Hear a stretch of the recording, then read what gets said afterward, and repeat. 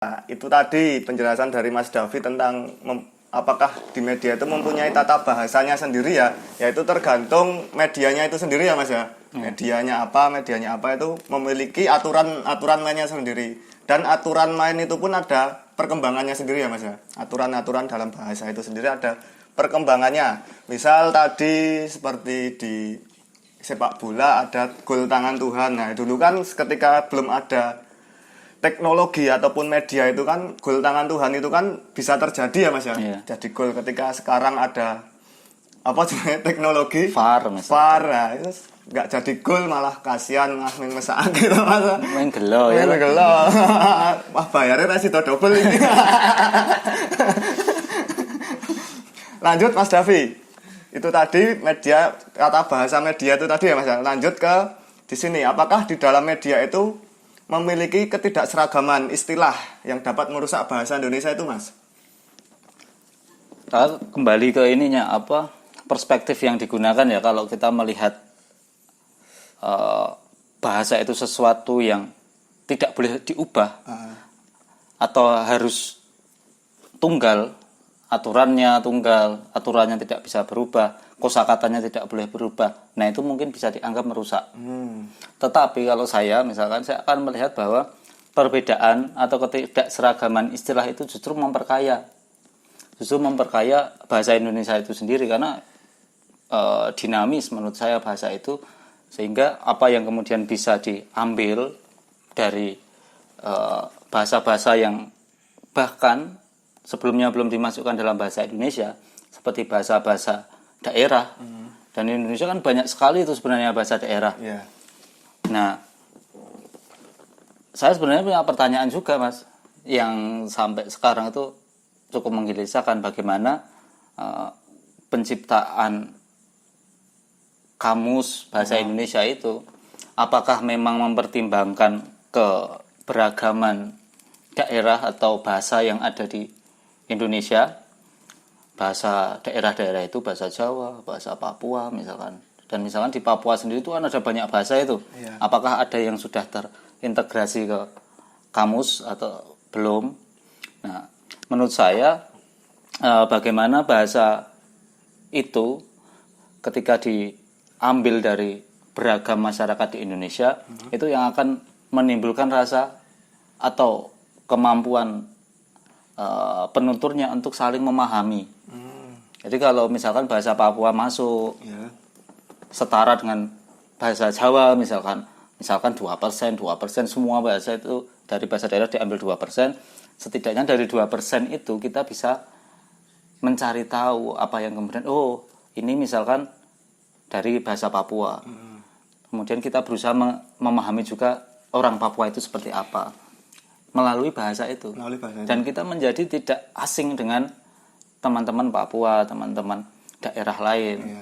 Jadi kita akan lebih akrab, dan keakrabannya itu salah satunya dibentuk melalui bahasa. Oh, keren banget Mas. Nah, tapi yang terjadi kan konflik dan sebagainya itu juga bisa disebabkan oleh bahasa juga. Jadi nggak hanya kerukunan ya yang bisa dibentuk bahasa. Tapi juga bagaimana konflik itu bisa dibentuk melalui bahasa.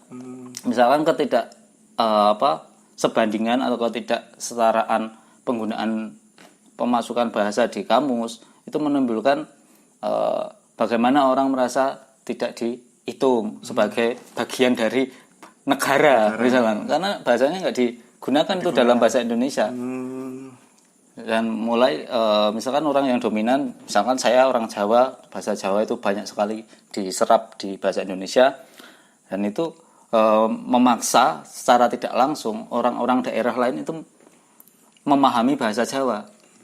Orang-orang Sulawesi jadi akrab dengan bahasa Jawa, orang-orang Maluku akrab dengan bahasa Jawa, karena di kamus itu banyak sekali bahasa Jawa, misalkan salah satunya kayak gitu.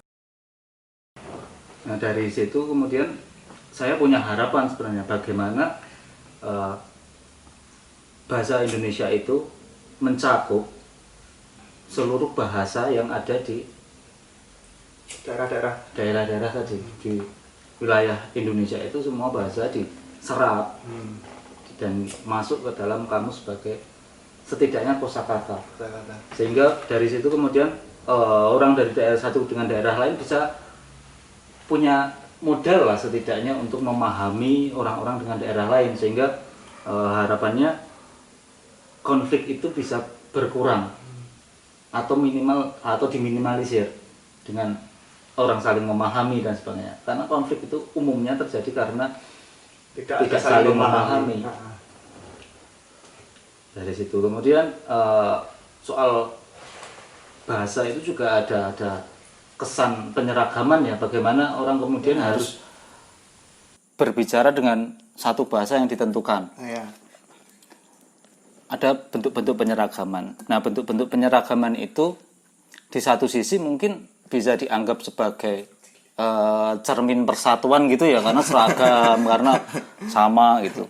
Tapi di sisi lain penyeragaman itu berdampaknya di ekonomi, Bu. Karena kalau orang punya bahasa yang sama dalam jual beli dengan mempromosikan sesuatu, artinya kan konsumen-konsumen yang akan dituju itu mereka akan memahami bahasanya. Karena bahasa mereka semua sama, akhirnya lebih mudah untuk jual beli. Kamu lebih mudah memasarkan karena kamu tahu itu bahasanya. Dan misalkan kayak gitu, orang jualan dengan bahasa ciptaanmu sendiri. Misalkan kamu punya 4 orang teman, kamu bikin bahasa sendiri, kamu promo dengan itu, nggak akan kejual karena orang nggak memahami bahasa itu. Tapi kalau semua bahasa itu diseragamkan, nah itu penguasaannya terhadap selera orang-orang itu akan lebih mudah. Nah, termasuk selera itu salah satunya dibentuk dengan penyeragaman bahasa. Akhirnya seleranya sama semua. Orang jualan ini akan beli itu semua. Karena pembahasaannya dimengerti semua orang. Dari satu bahasa itu tadi, Mas ya. Iya. Begitu. Jadi tidak seragaman bahasa itu sendiri itu efeknya sangat baik ya, Mas ya, dalam lingkungan sekitar kita ya. Bisa membuat toleransi antar daerah itu sendiri ya, Mas ya. Tapi di sisi lain juga itu penyeragaman bahasa itu tadi juga mempunyai dampak positif dalam misal kayak ekonomi itu kita mengiklankan gitu atau iya, ya itu bisa positif bisa negatif bagi orang-orang tertentu atau yang punya modal, punya barang dagangan. Nah itu positif karena dia akan dapat konsumennya, akan mudah mengiklankan. Tapi bagi orang yang kemudian dipaksa seragam tadi, harus mengubah bahasa dia, bahkan melupakan bahasa-bahasa yang nenek moyangnya tuturkan, dia lupakan karena di pelajaran-pelajaran udah nggak ada itu pelajaran-pelajaran bahasa-bahasa kayak gitu misalkan. Ya itu akibatnya mereka yang sebenarnya nggak butuh barang itu jadi membeli. Sebenarnya mereka nggak butuh, bahkan mereka rela nggak makan untuk beli misalkan barang elektronik, karena bahasa itu mempengaruhi orang untuk kemudian merasa ingin mendapatkan apa yang diutarakan. Misalkan iklan mobil, orang rela beli mobil padahal dia nggak punya rumah ya itu. Nah itu karena kemakan iklan itu kemakan oleh bahasanya sebenarnya. Tidur di mobil. Tidurnya di mobil. Nggak punya rumah, tidur di mobil. Nah, itu kan kasihan tuh orang-orang daerah yang sebenarnya misalkan mereka nggak butuh kulkas misalkan, tapi akhirnya karena bahasa itu menyebarluaskan iklan dan sebagainya, mereka harus membeli karena akhirnya kepemilikan benda-benda itu jadi penanda kelas sosial. Kalau udah punya TV ya kaya kayak gitu dulu, kalau udah punya mobil ya kaya, padahal ya enggak, itu sama seperti ilusinya bahasa. Keren banget, ilusi bahasa. Pangeran bahasa itu kan Mas Davi. Kalau tenang. Jadi begitu teman-teman, bahasa itu sangat mempengaruhi kita dan tentu saja ada dampak positif dan negatifnya juga ya Mas ya. Ini pembahasan yang sangat keren. Mas Davi boleh diminum lagi ini produk Blokositofam ini. Wah, tak eman-eman ya Mas. Buat nanti ya Mas, saking enaknya. Ben nganu. Rasa nangka. Nah, tenan. Wah, tentu saja itu tadi bahasa banyak banget ya yang dijelaskan Mas Davi ya. Aku sampai mumet itu tadi. Jika banget pengaruh bahasa sampai dampaknya, dampak psikologis, dampak positif negatif. Walah, jangan mumet. Mas Davi, satu lagi pertanyaan. Ini Mas, bahasa itu kan adalah suatu produk pokok dari kebudayaan ya Mas ya. Nah, bagaimana bahasa itu sendiri mampu mempengaruhi unsur-unsur kebudayaan yang lainnya?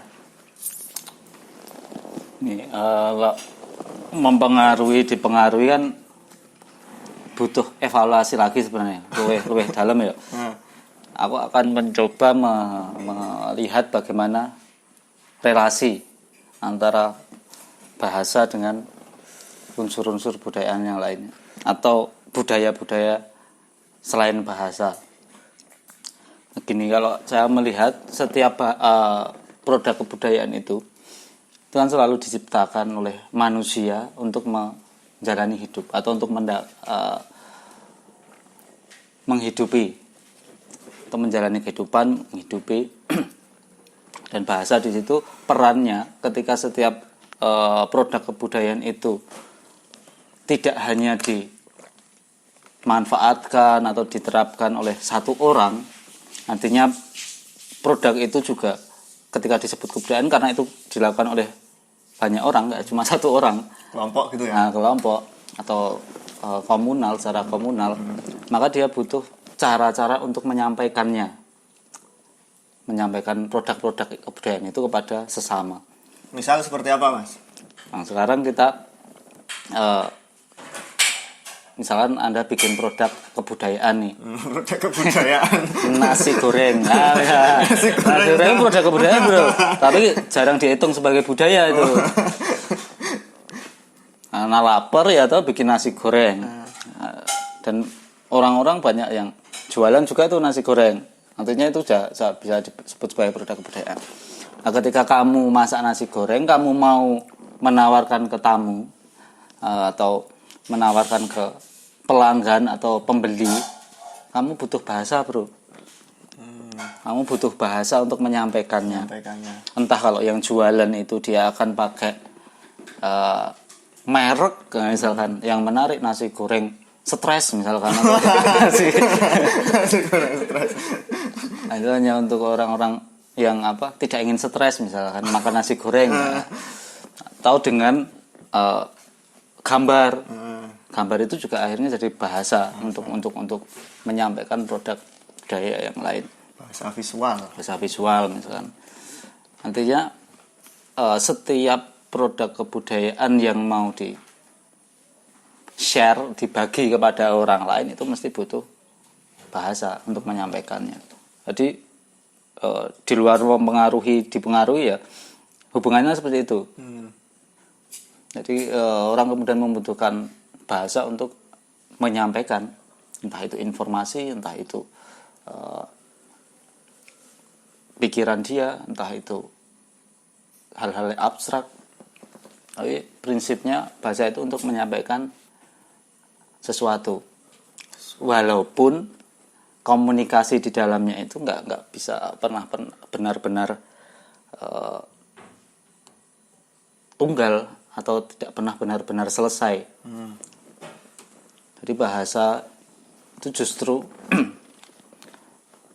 menciptakan komunikasi karena kelemahan bahasa itu karena bahasa tidak bisa sepenuhnya dipahami dalam satu pengertian. Jadi maknanya itu sangat banyak, satu kata itu maknanya bisa sangat banyak. Dan justru ketidakkomunikatifan itu yang membuat orang terus berkomunikasi, terus bertemu, terus berbagi. Karena akhirnya kalau bahasa itu selesai dikomunikasikan atau informasi itu selesai dikomunikasikan, ya orang udah nggak berkomunikasi lagi, nggak akan berkembang lagi ya Mas. Nggak ada berkembang.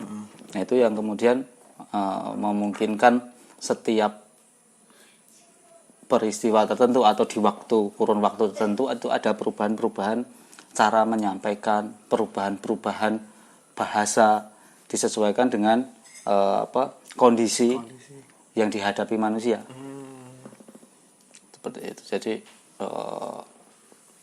itu cara untuk mengatasi persoalan hidup.